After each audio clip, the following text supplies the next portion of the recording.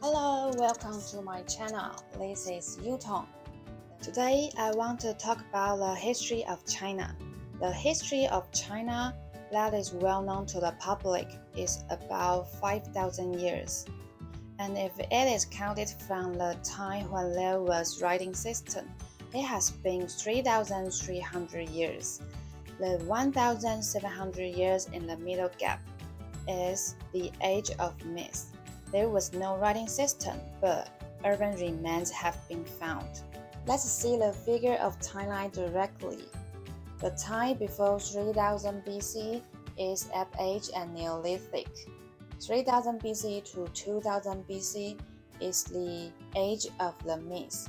There are so many legends and folklores during this age. For example, a giant named Pan Gu, who is the first giant born in this universe. He separated heaven and earth, and his organ became various objects after he died.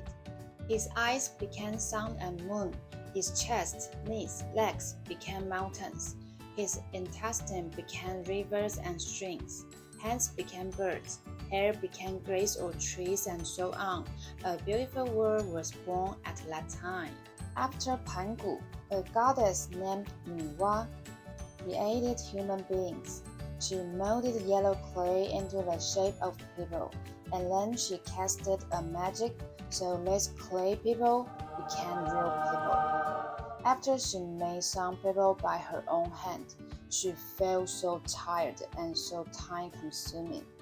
Then Nuwa dragged a string, or say whipped a string across mud, causing a lot of mud dots to splatter out, and every mud dot became a person. Therefore, many people were created. Wow, Nuwa was so smart. Wisdom comes from laziness. But I think the people made by her own hands must different from the people who came from mud dots. I wish I was made by Yuton. There are still many mythical stories, and maybe I will talk about them in the future. Xiao Dynasty was from 2000 BC to 1600 BC. The most well-known person in Xiao Dynasty was Yu the Great, who was the one established Xiao Dynasty. Actually, his name was Yu. His most important achievement was control the waters. In the past, the Chinese heartland was frequently plagued by floods.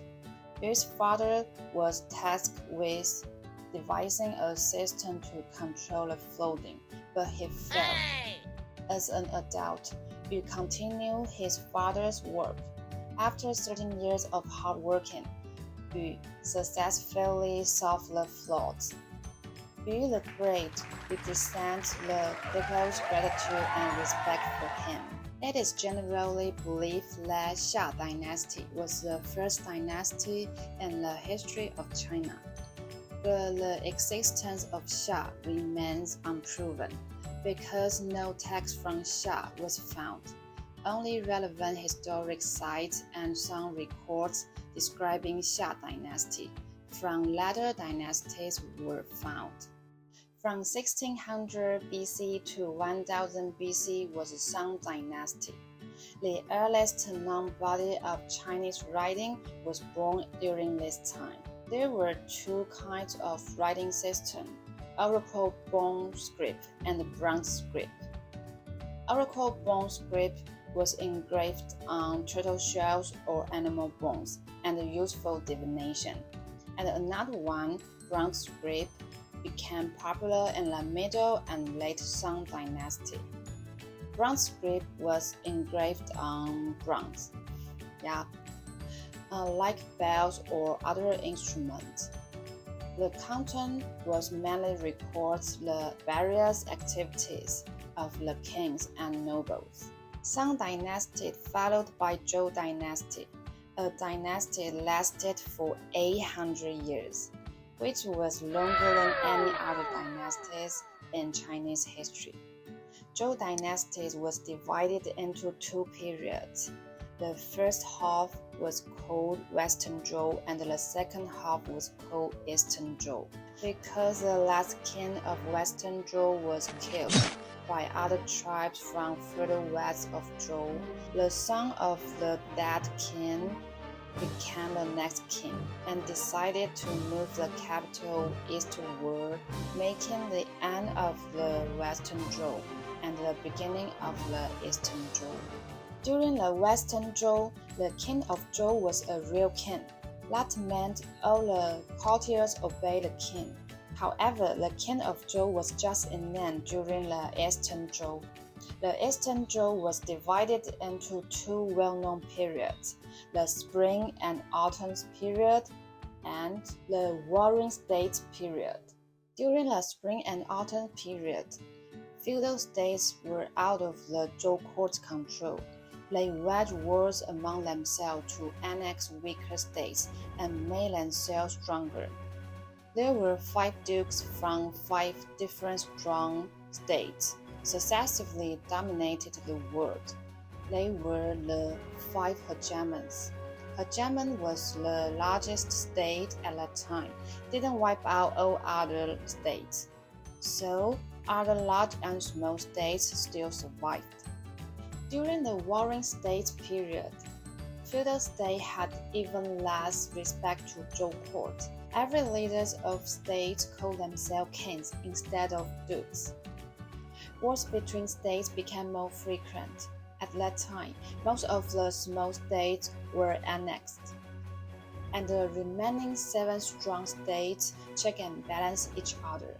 Qing state gradually became the most powerful state among them and broke the balance between the 7 powers. In the end, Qing state defeated all the other states, unified them, and established the first empire in China, known as Qing Dynasty. The Eastern Zhou, however, is also remembered as the golden age of Chinese philosophy. For example, Confucius, Mencius, Laozi, Sunzi, the author of The Art of War, and so many philosophers was in this era. Due to the constant wars between so many states, every state were eager for talent in order to be strong. So talented people were easily valued. Even if they were excluded in this state, they can go to another state. That was really different from the unification period. After the unification of Qing state, Qin Shi Huang, the first leader of Qing Dynasty, called himself emperor rather than king. He was the first emperor in Chinese history, and the Qing Dynasty was the first centralized empire in Chinese history too. Qing Dynasty centralized political power and abolished the feudal system. That was the main difference between Qing and Xiao dynasties. But Qing was the shortest major dynasty in Chinese history. It only lasted for 15 years, consisting of only 2 emperors. However, the lessons and strategies of Qing became the start point of imperial system and continued to influence later generations for 2,000 years. The next one is Han Dynasty. Established by Liu Bang. Liu Bang was born in the conquered state, Chu, and served for Qing Dynasty as a minor law enforcement officer in his hometown. After the death of the first emperor of Qing Dynasty, he renounced his civil position and became an anti-Qing rebel leader. Han Dynasty lasted for about 400 years, and territory also expanded much larger than that of Qing Dynasty. Possibly because the Han Dynasty was strong and ruled for a long time, the Chinese still refer to themselves as Han Chinese or Han people now.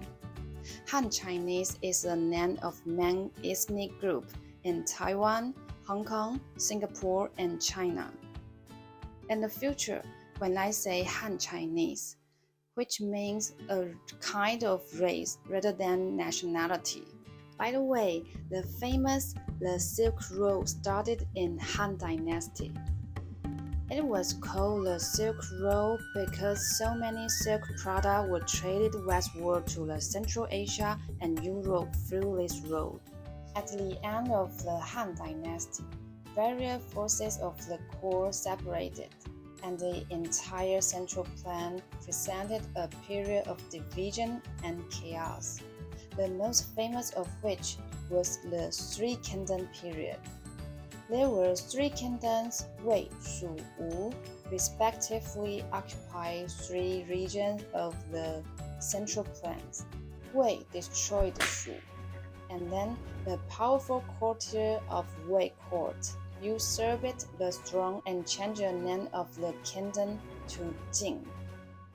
In the end, Jing destroyed Wu, marking the end of the Three Kingdom period, entering Qing Dynasty. The Three Kingdoms period is really an attractive piece of history, and it is also the most liked and well-known by foreigners because there are many computer games designed with this background. During the Qing Dynasty, the northern races were so strong that Jing couldn't defend them, so Jing moved southward to escape the attack from northern races. After the fall of Qing Dynasty, it was the start of the period of the Northern and Southern dynasties. The Northern dynasty were ruled by non-Han ethnicity, while the Southern dynasties were ruled by Han Chinese. North and South had a bad relationship and wars occurred from time to time. In addition, the Northern dynasties and Southern dynasties had regime alteration within themselves. Both of them were not consistently ruled by a single regime. Next one was Sui Dynasty. The Sui Dynasty was a unified empire which ended the division, just like Qing Dynasty. And Sui Dynasty was short-lived, comprised only 2 emperors, just like Qing Dynasty again. Sui was overthrown by its powerful courtier, Li Yuan, who established the next dynasty, Tang. It took much longer time than I thought to tell the complete timeline of Chinese history, even if it's so roughly. So, the second half will be in the next video. See you next time.